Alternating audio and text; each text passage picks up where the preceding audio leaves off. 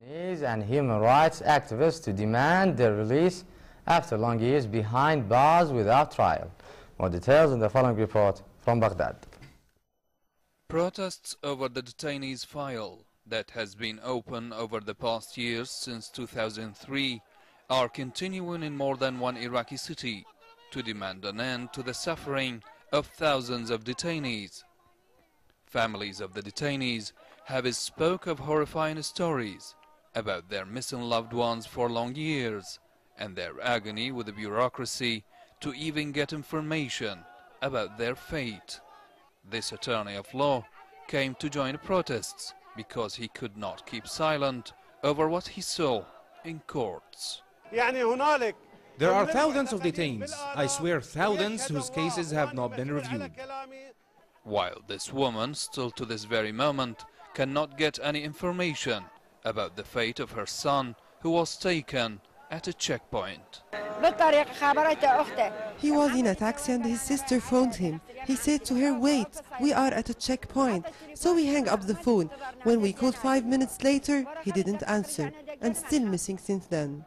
The Human Rights Committee in the Parliament has stressed in more than one occasion on their intention to bring up all the issues related to this file ahead of the Parliament and the government, while political forces like Al-Iraqiyya have spearheaded efforts to bring this file to an end. There was a protest last Friday by families of these detained people in order to either charge them with something or free these detained people. We find these claims legitimate.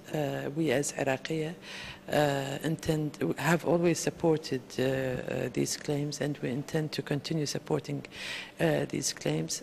Yet in spite of the support positions by political forces to end this thorny issue, many believe that politicians themselves are one of the main reasons for the misery of detainees and their families.